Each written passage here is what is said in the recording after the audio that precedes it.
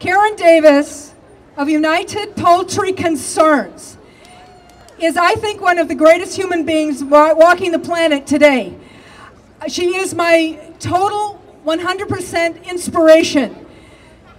Karen Davis, when she first started her group many years ago, and she'll tell you how many years that is, everybody told Karen Davis that she shouldn't start an organization to advocate for poultry or for chickens. She said because everybody says because no one cares about chickens.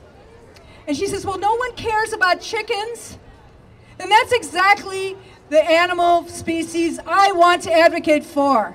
And now all the main national animal advocacy organizations, they all care about chickens now because of Karen Davis.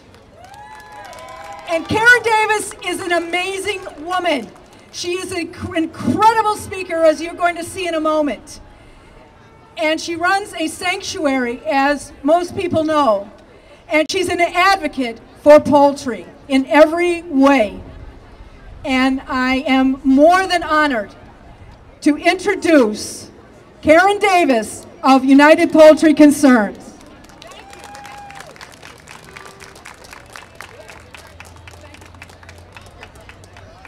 Good afternoon, everyone. I'm delighted to be here, and I'm so thrilled to see all of you wonderful people here on behalf of farmed animals, all animals, a vegetarian, vegan lifestyle and diet.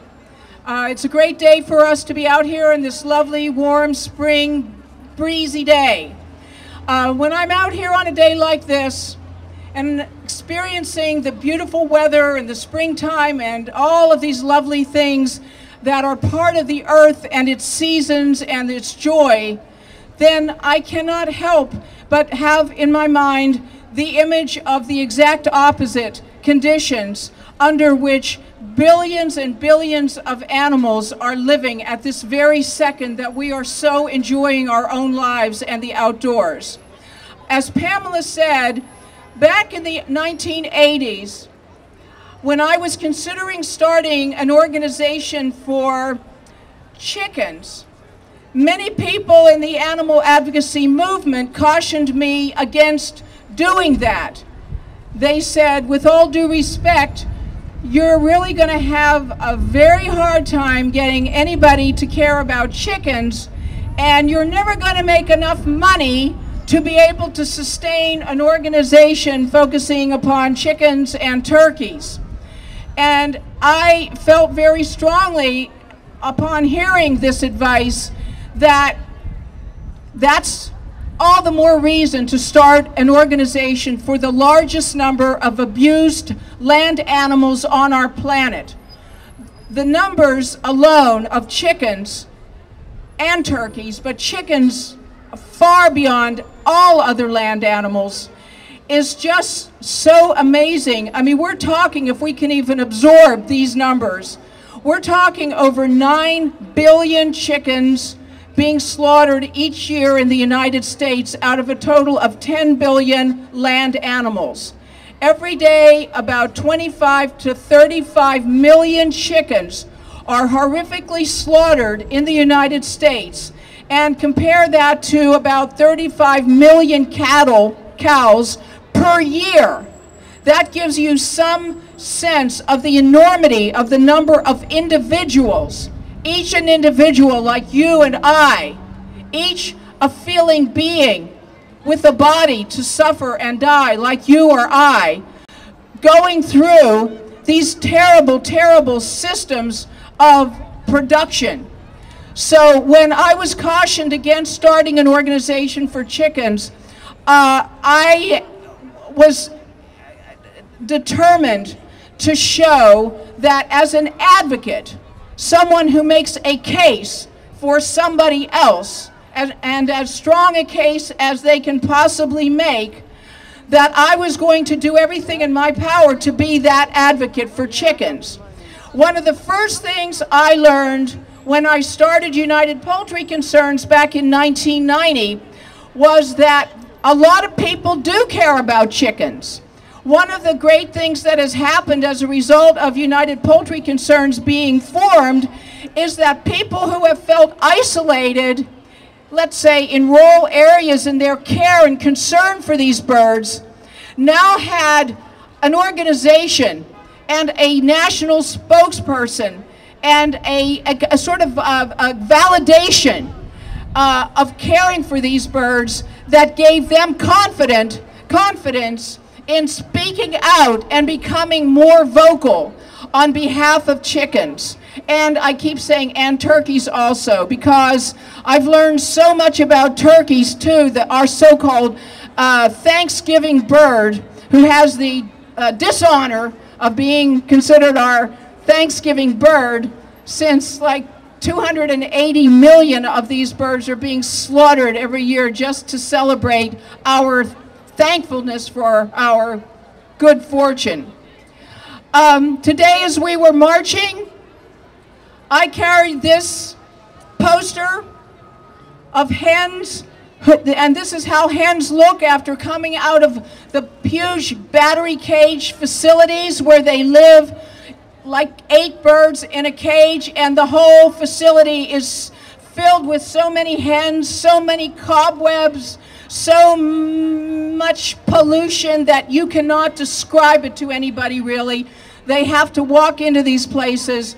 Some very good videos are now available from undercover investigations showing the unbelievable surrealistic horror of where people are getting their eggs.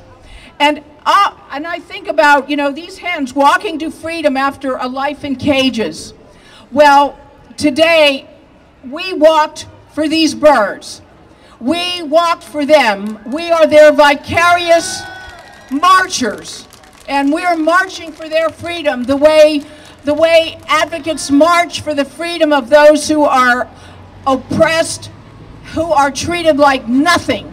We are saying they are somebody's. They count. And these birds, we must remember, chickens, for example, like all animals, came from a world of the earth. Chickens come from the jungles, the tropical forests of Southeast Asia and the foothills of the Himalayan mountains. They derive from a green, vibrant, vocal world. They come from the world that peacocks come from, and gorgeous pheasants, and all kinds of monkeys. And they are alive to color and sound, and they are very, very emotional birds. And now these birds, here's another picture, down on the eastern shore of Virginia, where our organization is based. We live in one of the largest poultry producing areas in the United States, called the Delmarva Peninsula. The Delmarva Peninsula, comprising all of Delaware, the eastern shore of Maryland and Virginia, is all owned by Purdue Farms, the Tyson Farms company, and many, many other chicken companies. So when you're driving up and down that highway where I live on 13, all you're seeing are thousands and thousands of chicken houses, 500, 600 foot long buildings, in which, and you would never guess this unless you knew it in advance, in which 30 to 50,000 baby chickens are sealed up in the dark in each one of these buildings. When you see these buildings, you would just think they were giant warehouses with, I don't know what in them, but not living beings. But on the eastern shore of Virginia alone, where we are located and our sanctuary is located, over 500 million chickens sit in their own excrement, sit in polluted houses, sit in the dark, waiting to become 6 weeks old to be slaughtered for human consumption. When you see these rotisserie chickens, huge and large with big thighs and big breasts, and you see these big pieces of chicken being sold like they were filet mignon or something now,